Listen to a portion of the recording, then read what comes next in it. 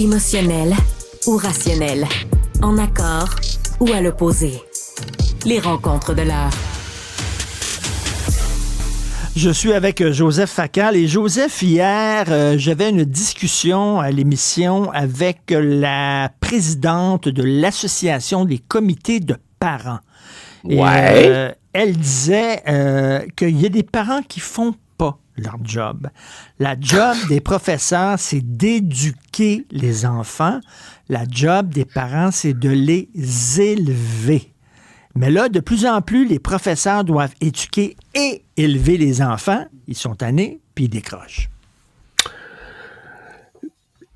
J'ai l'impression, Richard, que d'abord, je suis content que tu abordes ce sujet. Je suis toujours content quand tu abordes les questions d'éducation et ce qui se passe à l'école, bien que convenons que nos discussions sur le sujet, à toi et moi, sont rarement joviales. Je pense qu'on fait pas mal un peu les mêmes constats. Tu sais que ça m'a frappé tout à l'heure. Je crois que c'est ma première rentrée scolaire d'automne où je ne suis ni ou bien étudiant, ou bien professeur, ou bien parent d'un enfant qui vit sa rentrée. Hein? Mais je suis à la retraite maintenant. Je suis évidemment plus étudiant depuis des décennies et mes deux enfants, en raison des parcours qu'ils ont choisis, cet automne, sont dans des stages en entreprise ou en rédaction de thèse et donc ils ne s'assoient plus au pupitre devant des profs. Et je me sens comme si j'avais pas de culotte puis qu'on me voyait les fesses. Tu sais, j'ai pas de rentrée d'automne à proprement parler. J'ai perdu tous mes points de repère. Et tu sais, franchement là, j'ai de merveilleux souvenirs de la rentrée scolaire quand j'étais enfant. Oui. J'aimais ça, moi, aller à l'école. À part une couple d'années qui fut rough, parce que, bon, mes parents et tout. Pour le reste, j'adorais aller à l'école, même si j'étais un petit peu nerveux, j'avais des palpitations et tout. Bon, c'est qui les nouveaux profs?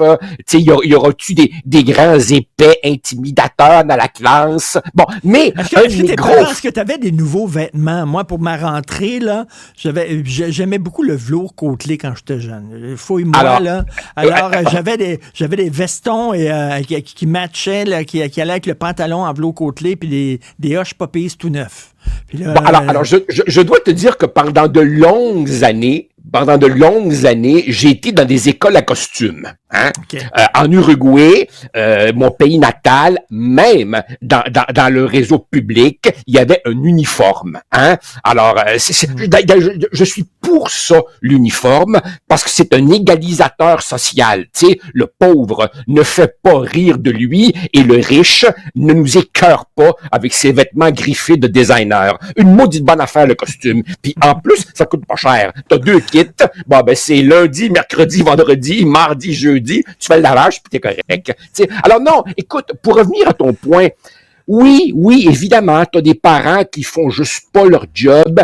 Et regarde, c'est pas compliqué. Je pense que c'est largement démographique, Richard. Hein? Ça fait quelques décennies déjà qu'on parle des enfants rois. Eh ben, ces enfants rois sont maintenant devenus des parents rois. Alors évidemment, ils ont eu des enfants et j'ai comme l'impression que pour eux, la parentalité, c'est en quelque sorte cocher une case. Bon, ben, il paraît qu'il faut que j'ai des enfants, voilà, c'est fait. Mais en réalité, ils s'investissent pas beaucoup là-dedans et ça donne ce que ça donne. Tu vois, ils débarquent des baguettes en l'air. Stéphanie, tantôt, ma collègue, là, parlait de son voyage en avion. Là, elle est revenue de Cancun en avion. Puis là, on parlait des enfants qui broient pendant 6 heures de temps dans l'avion, puis les parents qui sont à côté puis qui font rien.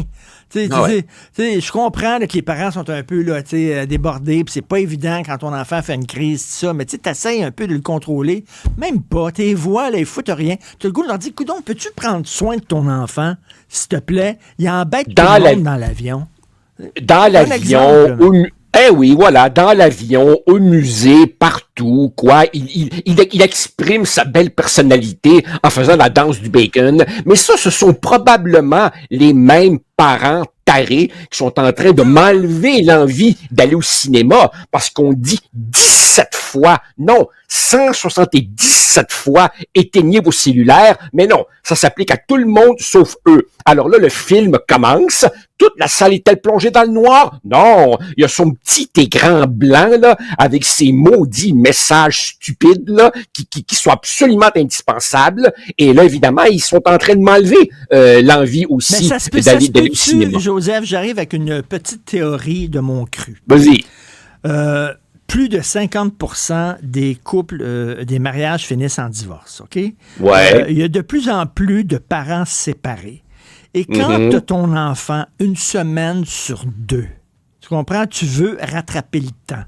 Puis ça ne te tente pas de faire de la police. Ça te tente rien d'avoir les bons bouts avec eux autres. Ça ne te tente pas de te chicaner avec tes enfants quand tu les vois rien qu'une semaine sur 2. Tu comprends-tu?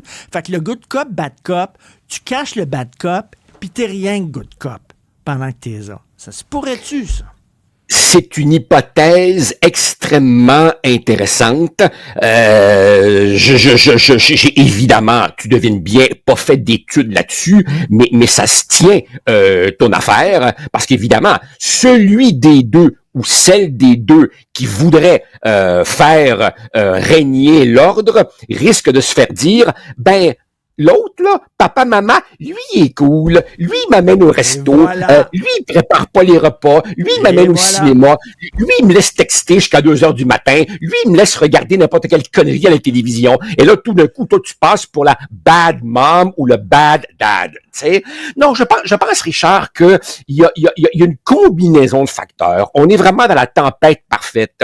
Tu disais l'autre jour, comment ça se fait que les jeunes profs sont tellement plus fragiles. Hey, ils ont même pas encore commencé à enseigner, qui s'inquiètent déjà pour leur santé mentale. Tu sais, mais en même temps, ces enfants-là, qu'est-ce que tu veux? Ces jeunes profs-là ont eu souvent ce genre de parents plus compliqués. Les élèves, tu l'as souligné, sont aussi plus problématiques que jadis, et ça fait évidemment des directions plus timorés quand vient le temps de sévir. Ils savent bien, évidemment, que l'enfant va invoquer ses droits, que les parents vont débarquer les baguettes en l'air. Alors, qu'est-ce que tu veux? Ça donne ce que ça donne. Et dans ce contexte-là, tu vois que les jeunes, par exemple, de la CAQ reviennent avec le vouvoiement, le costume, puis les sanctions. Je trouve ça tout à fait intéressant. Le problème, c'est que en amont, bien avant ça, Richard, ce sur quoi il faut travailler,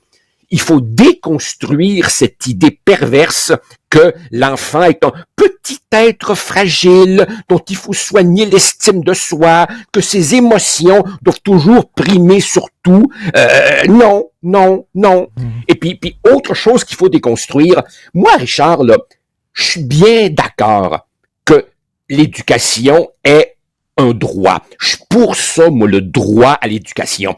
Le problème, c'est qu'on a glissé vers le droit à la réussite. Hein? L'école québécoise est devenue une usine à diplomation. Il faut absolument que le petit réussisse. D'ailleurs, quel est l'indicateur roi au ministère de l'Éducation? Le taux de diplomation. Alors évidemment, quand tu veux qu'il y ait le plus haut taux possible de diplomation, qu'est-ce que tu vas faire? Tu vas évidemment donner des diplômes à tout le monde, quitte à ce que ce soit des diplômes arabes. Et tu baisses la barre, évidemment, tu vois. Et si on nous a ingurgité cette idée de l'enfant fragile, ben, il y a une idée qui est liée à ça, qui est la société mauvaise, méchante, injuste, raciste, et il faut protéger nos tout-petits de ça. Ben non, je m'excuse, Richard, c'est rafler les genoux dans la cour d'école, avoir de temps en temps une bagarre dans la ruelle, ça a jamais